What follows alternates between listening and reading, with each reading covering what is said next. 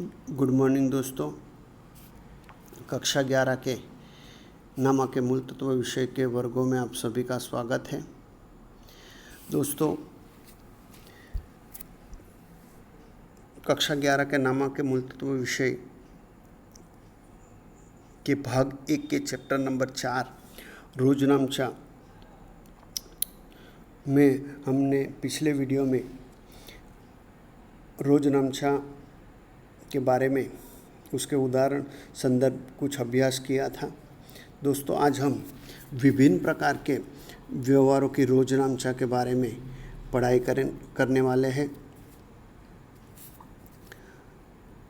दोस्तों, धंधे में अनेक प्रकार के व्यवहार होते हैं, माने कई प्रकार के धंधे में व्यवहार होते रहते हैं। उन अलग अलग प्रकार के व्यवहारों को ध्यान में रखकर उनका रोजनामचा किस ढंग से किया जाता है, उनका निम्न उदाहरण द्वारा हम अभ्यास करेंगे। दोस्तों, धंधा में जो भी व्यवहार अलग अलग प्रकार के होंगे, उसमें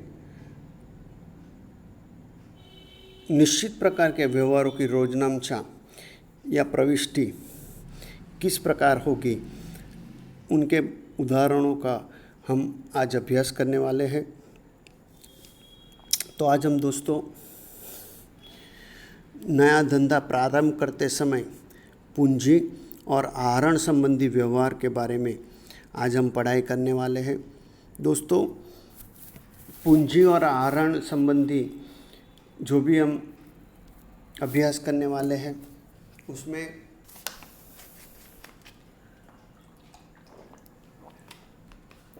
हमें पूंजी और आहरण किसे कहा जाएगा, उसके बारे में जानकारी होनी चाहिए। तो पारिभाषिक शब्द अंतर्गत पूंजी और आहरण का अर्थ हम पढ़ चुके हैं कि धंधे का मालिक जब भी धंधे में माल संपत्ति लाए तो उसे पूंजी कहा जाएगा, और निजी उपयोग के लिए धंधे में से माल संपत्ति या रोकड़ ले जाए तो उसे आहरण के रूप में गिना जाएगा। और आहरण के कारण मालिक की पूंजी में कमी होती है, ये बात हम पारिभाषिक शब्द में पढ़ चुके हैं। तो रोजनामचा संदर्भ में इसका अभ्यास आगे अब करने वाले हैं। दोस्तों, हिसाब की दृष्टि से धंधा की इकाई या पेढ़ी धंधा के मालिक से अलग अस्तित्व रखने वाली स्वतंत्र हिसाबी इकाई गिनी जाती है। दोस्तों, ये बात भी हम आगे पढ़ चुके हैं कि धंधा और धंधे का मालिक दोनों अलग अस्तित्व रखते हैं, दोनों अलग है। और आपको लेखपाल के रूप में धंधा का नाम लिखना है। दोस्तों, हमें हिसाबनीस के तौर पर धंधे के हिसाब लिखने, धंधा जो चल रहा है उसके हिसाब हम लिखेंगे, नहीं के मालिक के। ये बात हमें हमेशा याद रखनी है। माने धंधे को केंद्र स्थान में रखकर हमें हिसाब तैयार करने हैं। धंधा के प्रारंभ के समय तथा चालू धंधा में धंधा का मालिक अलग अलग रूप से पूंजी का विनियोग या निवेश करता है। मानी जब भी आवश्यकता होगी तब धंधे का मालिक धंधे में विनियोग करेगा। और दोस्तों, यह विनियोग रोकड़, संपत्ति या लेना स्वरूप में मालिक द्वारा किया जाता है।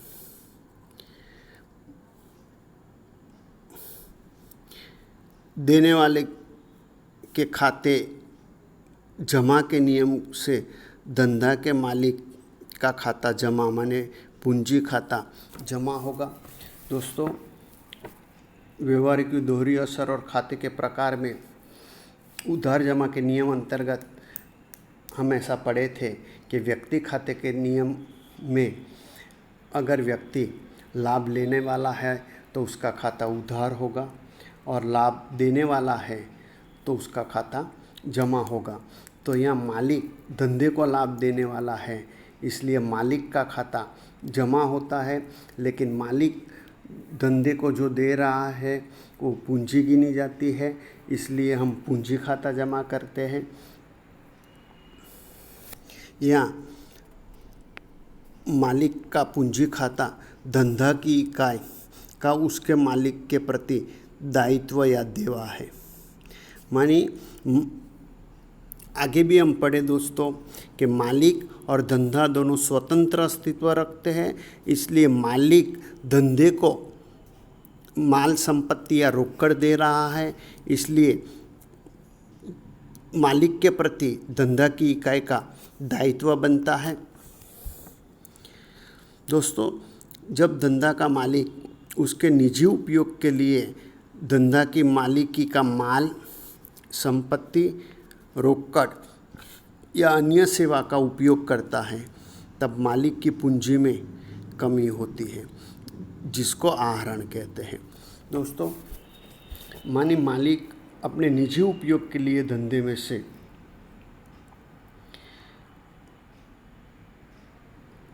कुछ भी ले जाए तो उसे आहरण कहा जाएगा, और आहरण के कारण मालिक की पूंजी में कमी होती है।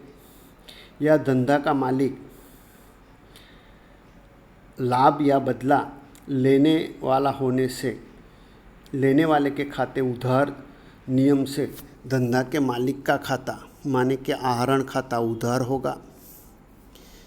यदि धंधा का मालिक धंधे में से अपने निजी खर्च चुकाए तो उसे भी आहरण गिना जाएगा। माने अब मालिक अपना कोई भी निजी खर्च या अपने परिवार का कोई भी खर्च चुकाए तो उसे आहरण गिना जाएगा। जैसे कि धंधे के मालिक की पत्नी, पुत्र या पुत्री का मेडिकल बिल, जीवन बीमा प्रीमियम, आयकर आदि का धंधा में से भुगतान मालिक का आहरण गिना जाएगा। दोस्तों, तो यहाँ एक बात स्पष्ट हो रही है कि अगर धंधे का मालिक धंधे में रोकड़, संपत्ति या लेना लाए तो उसकी पूंजी गिनी जाएगी और वो उसके पूंजी खाते जमा होगा। और अपने निजी उपयोग के लिए धंधे में से कुछ भी ले जाए, जैसे कि रोकड़, माल, संपत्ति, तो वो कीमत से उसका आहरण खाता उधार किया जाएगा। और दोस्तों, आहरण खाता धंधा की इकाई का उनके मालिक के पास से लेना है, क्योंकि मालिक धंधे में से ले जा रहा है, इसलिए धंधे का मालिक के पास से लेना हुआ। तो दोस्तों, अब पूंजी और आहरण संबंधित उदाहरण का अभ्यास करेंगे। तो यहाँ प्रश्न है कि अजय ने अवध एंटरप्राइज के नाम से धंधा शुरू किया। अजय धंधे का मालिक है और उसने अवध एंटरप्राइज नामक धंधा शुरू किया है। मानी अवध एंटरप्राइज ये कृत्रिम व्यक्ति हुई। उसका जुलाई माने अवध एंटरप्राइज के जुलाई 2014 के व्यवहारों से रोजनामचा लिखिए। तो हमें सन 2014 के जुलाई माह के व्यवहार दिए गए हैं। हमें दोस्तों 9 व्यवहार यहाँ दिए गए हैं। पहला व्यवहार है 50,000 रोकड़ लाकर धंधा प्रारंभ किया। दोस्तों, यहाँ दोहरी असर के नियम ही काम लगेंगे कि जो भी व्यवहार है उसमें कौन से खाते जुड़े हुए हैं, और वो खाते जो जुड़े हुए हैं वो खाते खोजकर उधार जमा का नियम लागू करने से हम आसानी से रोजनामचा लिख सकेंगे। दूसरा व्यवहार 4 तारीख का है। 10,000 का माल स्टॉक, 2,000 का फर्नीचर और 30,000 का देनदार धंधे में लाए। 10 तारीख का व्यवहार है 20,000 की बाइक 15,000 में बेचकर 10,000 धंधे में लाया। माने अजय अपनी 20,000 की बाइक थी 15,000 में बेची और धंधे में 10,000 लाए। तो जब भी ऐसा व्यवहार आए दोस्तों, तो धंधे में जितनी रकम लाए उस रकम को ही हमें ध्यान में लेना है। 14 तारीख का व्यवहार है 6,000 का निजी लेना और 4,000 का निजी देवा धंधा में लाए। 16 तारीख का व्यवहार है 500 आयकर चुकाया, तो आयकर तो मालिक का है, माने वो आहरण हुआ। 20 तारीख का व्यवहार है 1,000 निजी उपयोग के लिए धंधे में से अजय ले गया। 22 तारीख 200 जीवन बीमा प्रीमियम धंधा में से ले गया, माने धंधा में से चुकाया। 25 तारीख 400 का माल निजी उपयोग के लिए धंधा में से ले गया, तो ये भी आहरण हुआ दोस्तों, क्योंकि निजी उपयोग के लिए माल ले गया। 31 तारीख पुत्र की कॉलेज की ट्यूशन फीस के 500 धंधा में से चुकाए, माने पुत्र की कॉलेज फ़ी चुकाई है तो वो भी निजी खर्च हुआ, तो ये 500 का भी आहरण हुआ दोस्तों। अब ये 9 व्यवहार की रोजनामचा देखें तो दोस्तों यहाँ आपको आपकी किताब मानी पाठ्य पुस्तक साथ में रखना है। अब हमें जो व्यवहार लिखने हैं वो अवध एंटरप्राइज के व्यवहार लिखने हैं, इसलिए हमारा शीर्षक यहाँ बनेगा अवध एंटरप्राइज की बही में रोजनामचा। दोस्तों अब जो खाने बनेंगे वो आपको पता ही है। पहली कॉलम होगी तारीख, दूसरा विवरण, तीसरा खाता बही पृष्ठ नंबर, चौथी कॉलम उधार रकम और 5वीं कॉलम जमा रकम। दोस्तों सन 2014 के व्यवहार है, इसलिए सबसे पहले यहाँ 2014 लिखेंगे। जुलाई माह के व्यवहार है, इसलिए बाद में जुलाई, फिर तारीख लिखते जाना है। तो पहला व्यवहार पहली तारीख का है, तो तारीख 1। व्यवहार दोस्तों आपकी किताब में आपको देखते जाना है साथ में कि 50,000 रोकड़ लाकर धंधा प्रारंभ किया। तो यहाँ 50,000 रोकड़ लाकर धंधा प्रारंभ किया है, तो धंधे में रोकड़ आ रही है, तो माल संपत्ति के नियम के आधार पर रोकड़ खाता उधार 50,000 और मालिक रोकड़ लाने वाला है, इसलिए मालिक के पूंजी खाते जमा 50,000। विवरण लिखा जाएगा 50,000 रोकड़ लाकर धंधा प्रारंभ किया। ये पहला व्यवहार ख़त्म होगा, इसलिए यहाँ लाइन बना दी जाएगी। अब चौथी तारीख का व्यवहार देखें तो चौथी तारीख के व्यवहार में बताया गया है कि 10,000 माल स्टॉक, 2,000 फर्नीचर और 30,000 के देनदार धंधा में लाए।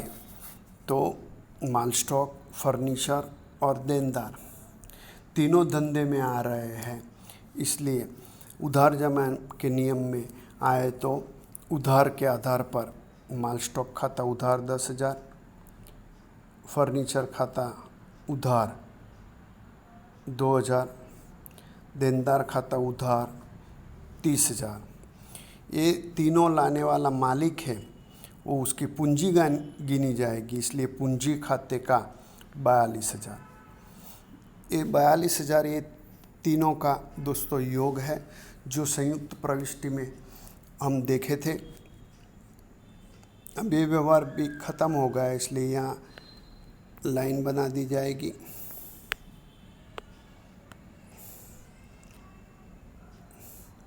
अब 10 तारीख का व्यवहार देखें तो लिखा है व्यवहार ऐसा था कि 20,000 की निजी बाइक 15,000 में बेचकर 10,000 धंधा में अजय लाया। तो दोस्तों यहाँ बाइक 20,000 की है, 15 में बेची और उसमें से 10,000 ही धंधा में लाए हैं, तो 10,000 धंधा में लाए तो 10,000 से ही रोजनामचा होगी, माने 10,000 धंधा में लाया तो रोकड़ धंधे में आ रही है, इसलिए रोकड़ खाता उधार 10,000। वो लाभ देने वाला मालिक है, इसलिए पूंजी खाते का 10,000। विवरण लिखा जाएगा निजी बाइक बेचकर 10,000 धंधा में लाए। दोस्तों यहाँ आपको जब भी आप प्रविष्टि लिख रहे हैं तो जो खाता उधार होगा उसका उधार का यू ऊ खाता बही पृष्ठ नंबर के बाजू में लिखना है, और जो खाता जमा हो रहा है वो खाता दर्शाने के लिए आपको यहाँ थोड़ी जगह बनाकर फिर जो खाता जमा हो रहा है वो लिखना है।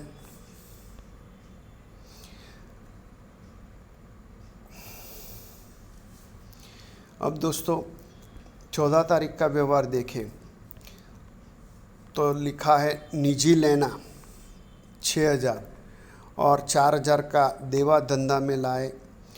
तो यहाँ लेना जो है वो संपत्ति गिनी जाएगी, इसलिए उसका खाता उधार होगा, और लेना जो है वो देनदार के पास से लेना होगा, इसलिए देनदार खाता उधार 6000।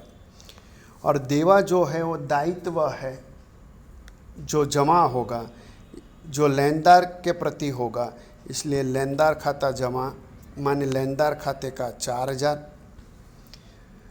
वो पूंजी खाते का 2000। दोस्तों ये 2000 आए, 6000 का लेना था और 4000 का देवा था, तो 6000 में से 4000 घटाने पर 2000 ही पूंजी बचेगी, इसलिए पूंजी खाते का 2000 लिखा। विवरण लिखा जाएगा निजी लेना 6000 और 4000 का देवा धंधा में लाया। 16 तारीख का व्यवहार देखें तो 500 आयकर धंधा में से चुकाया। दोस्तों आयकर माने इनकम टैक्स वो मालिक का निजी खर्च है और वो धंधे में से चुका रहा है मालिक, इसलिए उसका आहरण होगा। तो यहाँ आहरण करने वाला मालिक है, माने मालिक लाभ लेने वाला है, इसलिए आहरण खाता उधार 500। रोकड़ जा रही है, इसलिए रोकड़ खाता जमा 500। विवरण लिखा जाएगा 500 आयकर धंधा में से चुकाया। 20 तारीख का व्यवहार देखें दोस्तों तो 1000 धंधे में से रोकड़ निकाली, माने निजी उपयोग के लिए धंधे में से 1000 रोकड़ मालिक माने अजय ले गया। तो यहाँ अजय लाभ लेने वाला है, इसलिए आहरण खाता उधार 1000। रोकड़ जा रही है, इसलिए रोकड़ खाते का 1000। विवरण लिखा जाएगा 1000 धंधे में से रोकड़ निकाली, या निजी उपयोग के लिए 1000 धंधे में से रोकड़ निकाली, ऐसा भी लिखा जा सकता है।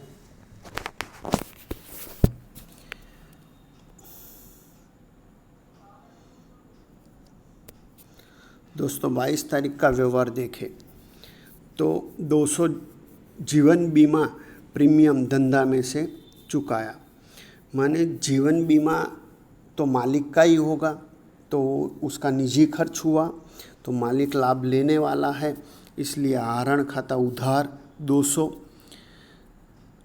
और रोकड़ चुका दी गई है, माने रोकड़ जा रही है, इसलिए रोकड़ खाते का 200। विवरण लिखा जाएगा 200 जीवन बीमा प्रीमियम धंधा में से चुकाया। अब 22 तारीख का व्यवहार भी ख़त्म हो गया। तो दोस्तों यहाँ इस तरह से लाइन आपको बनाई देनी है।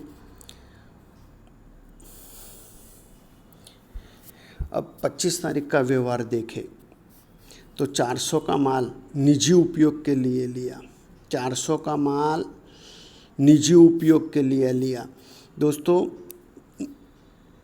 माल निजी उपयोग के लिए मालिक ले जा रहा है, लेकिन वो उसका आहरण ही होगा, तो आहरण खाता उधार 400।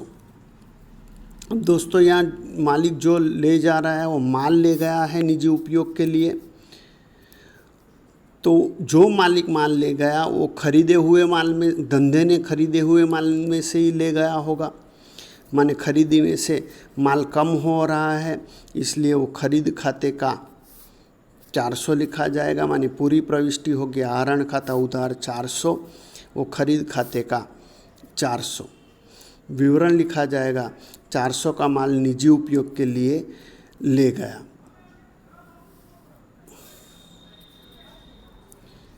31 तारीख का व्यवहार देखें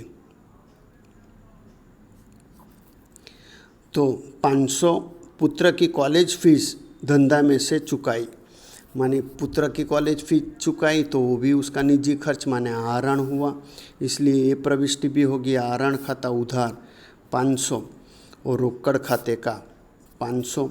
विवरण लिखा जाएगा 500 पुत्र की कॉलेज फी धंधा में से चुकाई। दोस्तों अब सभी व्यवहार ख़त्म हो गए, इसलिए यहाँ एक पूरी लाइन बना देनी है और बाद में उधार और जमा दोनों कॉलम के योग करने हैं। तो यहाँ योग हो रहा है 1,10,600। दोनों कॉलम का योग समान ही होगा दोस्तों, क्योंकि जितनी रकम उधार पक्ष में लिखी जाती है माने उधार खाने में लिखी जाती है, उतनी रकम जमा खाने में लिखी जाती है। बाद में दोस्तों यहाँ दिखाया गया उस तरह से रकम के नीचे आपको 2 लाइन बनानी है।